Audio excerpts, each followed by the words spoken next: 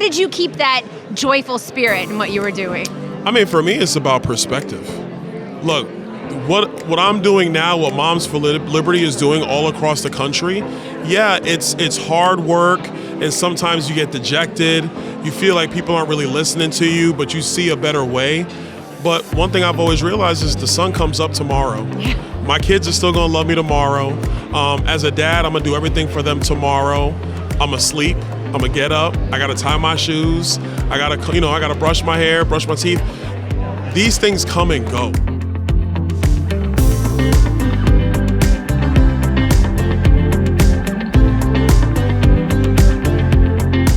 Hey, Joyful Warriors, we have such a special guest right now, and I'm so excited to interview Byron Donalds. Byron is the husband of a very good friend of Moms for Liberty, Erica Donalds, who is on our advisory board, a fellow mom who ran for school board, won, and served in Collier County, and is now working to transform public education with classical charter schools. So big shout out to your wife. I know I'm here to interview you, but I'm a big Erica Donalds fan. Well, no, that's fine. I'm a fan too. Or I better be, or else I'm be in trouble. So you have 3 boys, is that right? Three and what boys. are their ages now? 19, 15, and 11. All right, so I've got 17, 15, 13, and 11. I've got 1 extra stuck in, 1 girl, 3 boys. 1 girl, 3 boys. 1 girl, 3 boys. May the Lord bless you and keep you. That is May the right. Lord help you. Teenage boys are something. I was talking about the teenage girl. Oh, no, the girl's easy. Oh, I'm okay. good with the girl. All right, I'm good with the okay. girl. So you served in the Florida House. Now you serve in the House of Representatives. I watched you do an interview that was beautiful where someone said to you, Byron, are you concerned about retribution for taking a stand as speaker? And you said, and let me see if I get this quote right. You said, man, I'm 6'2", 275. I'm not worried about retribution. Did I get that You got approximately it right? right? You got it right.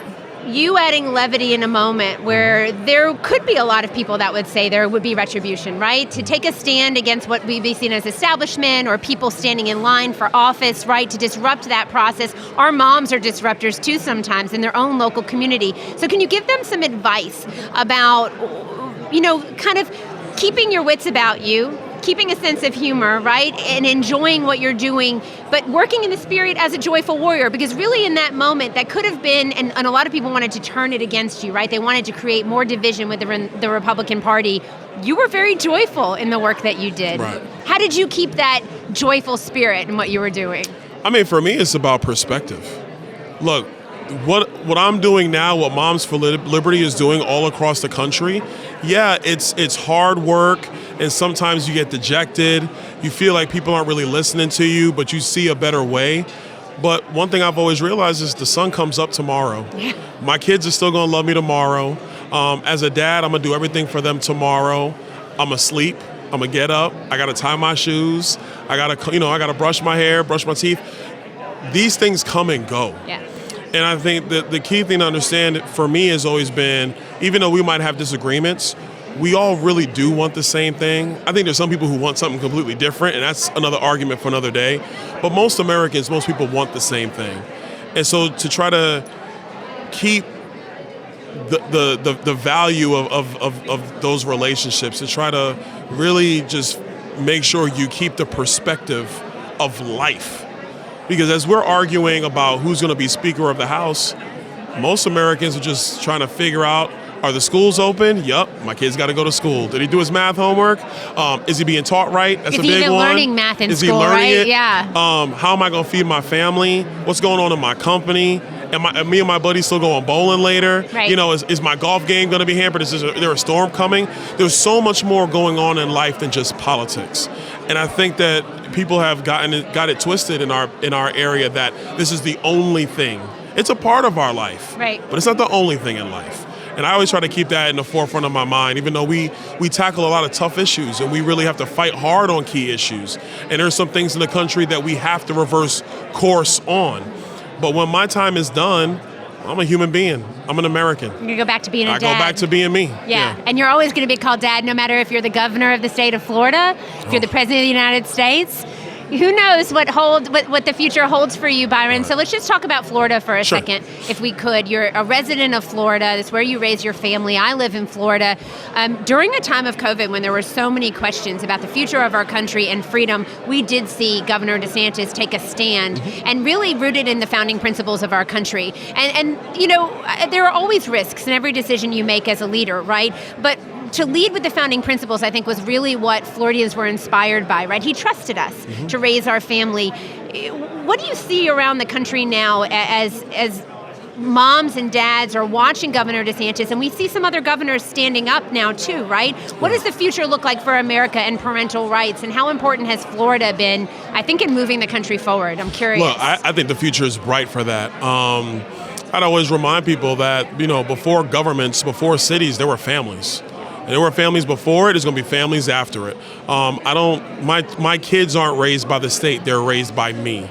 My kids don't belong to the local county commission, they belong to me. I'm the one that makes their medical decisions, they don't make them. Those are my choices. And so the parent has to be first in line. Not an institution, not an expert, not a bureaucrat.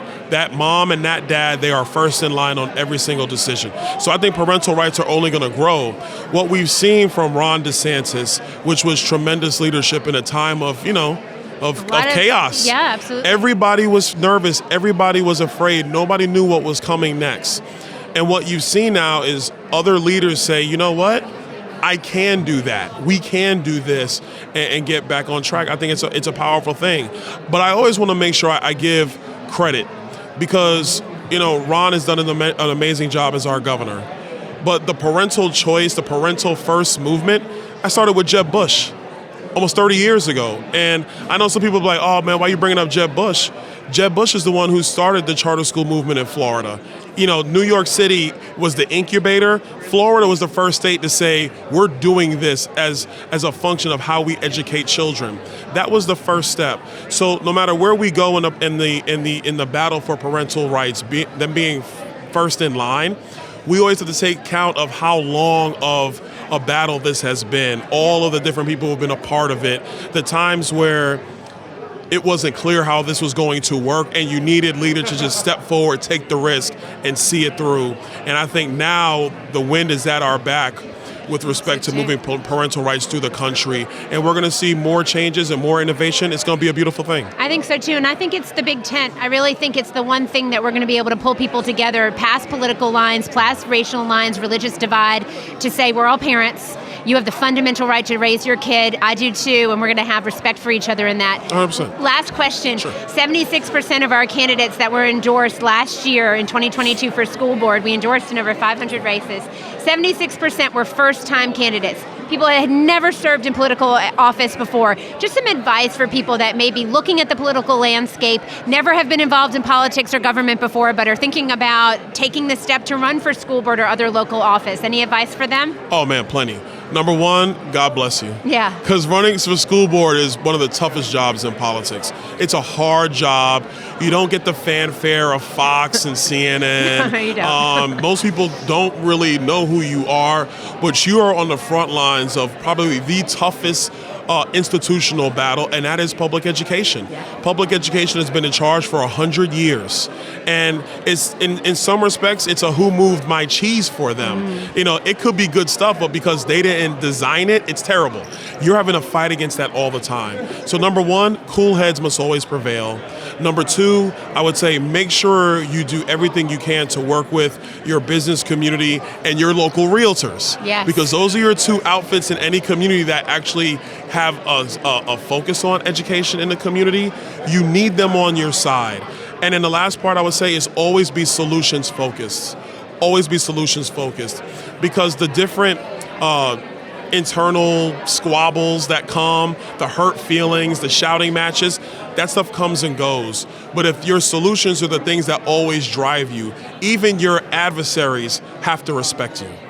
So that'd be my advice to anybody looking to do that. I think that's wonderful advice. Byron Donalds, thank you for joining us on the Joyful Warrior podcast. Thank you for modeling what it looks like to be a joyful warrior in America today. We really appreciate your time. All right, thank you. Thank you. Okay, so this is so exciting. We have someone very special joining us on the Joyful Warrior podcast. It is Chaya, Libs of TikTok. Chaya, thank you so much for joining us. Our moms have been watching what you post, and I spoke at a State Board of Education meeting in Florida where the Commissioner of Education was talking about revoking the license of teachers who break the law, and I said, if there are teachers that are breaking the law, they should lose their license. And thank you, Libs of TikTok, for showing us what is really happening. So a lot of people might say it's an exaggeration. Tell us, how bad is it really? How many of these videos are really out there? I would say it's so much worse than I will ever be able to expose on my account. And I know that sounds really demoralizing, but thankfully for accounts like Libs of TikTok, for all the what Moms for Liberty is doing across the country, and there's so many other sort of independent people who are taking notice and standing up and speaking out, I'm actually really hopeful. I think we're going to take back public education. We're already seeing huge wins across the country. But I just want to tell parents out there that if you have a child in a public school, chances are, I would say there's a 98% chance that they have pornography in their school library. There is a very high chance that they have a whole DEI initiative in the school, and they probably celebrate Pride Week too. So it's really, really scary what we're seeing in the public schools. I'm barely scratching the surface.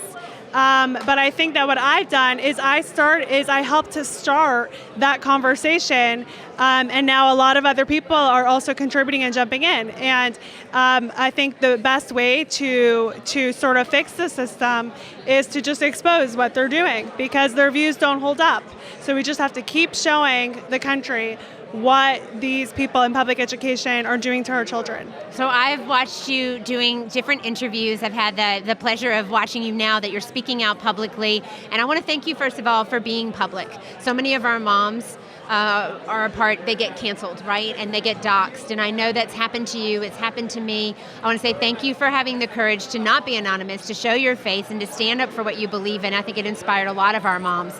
I'm curious, one question that hasn't been asked, what was the first video that you saw that you were like, whoa, America needs to see this?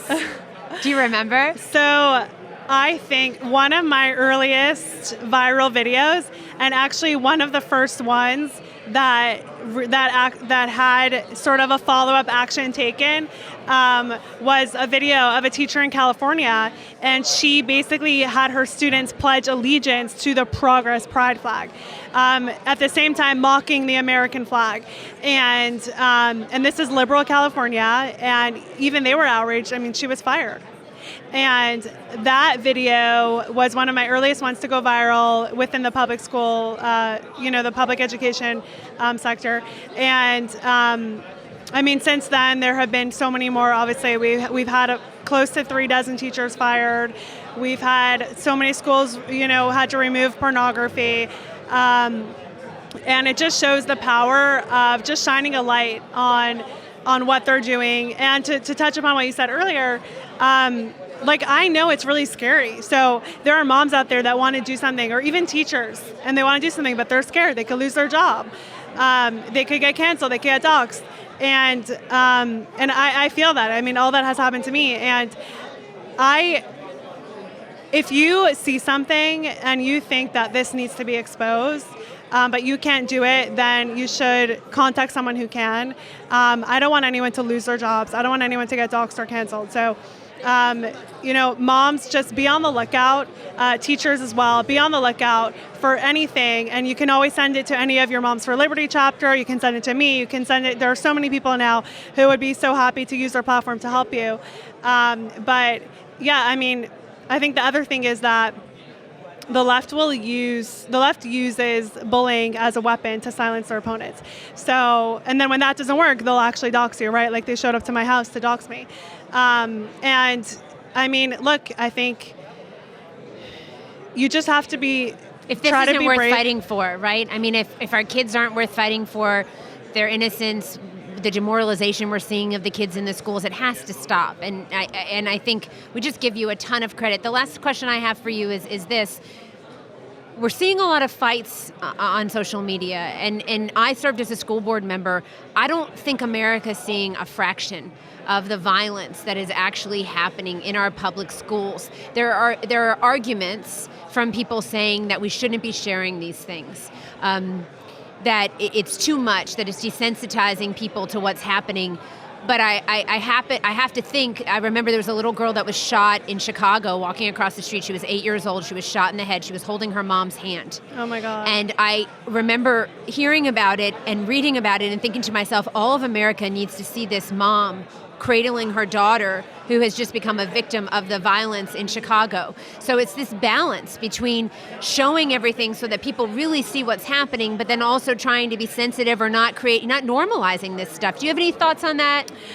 I think this comes up a lot when I talk about the pornography in schools. You know, people are like, oh, you should censor it because this stuff is so graphic and it's really difficult to look at. But to really show the reality of what's actually happening, I think we just have to be really blunt. And it's sometimes really depressing and it's really dark. But it's the only way to really expose it and to have action taken. And I mean, those fight videos you're referring to, I've been seeing so many of those. It's really horrifying. It's not just the sexualization of kids in schools. It's also that, and I think a lot of that comes from DEI initiatives. So there's really so many aspects where the left has taken over public education, and I think we're going to take it back. We don't have another choice. We have to. We don't have another choice, and I just want to thank you for showing the inside of classrooms at a time during COVID when schools used that as an opportunity to push us out even farther. You were able to show us the inside of classrooms and why it is so important for parents to be there and active in their kids' education. So thank you for everything you're doing. We very much appreciate you. We will continue to support you. Libs of TikTok, if you don't follow them on Twitter, social media, you definitely should. Thank you so much, Chaya, for joining us. Of course, thank you.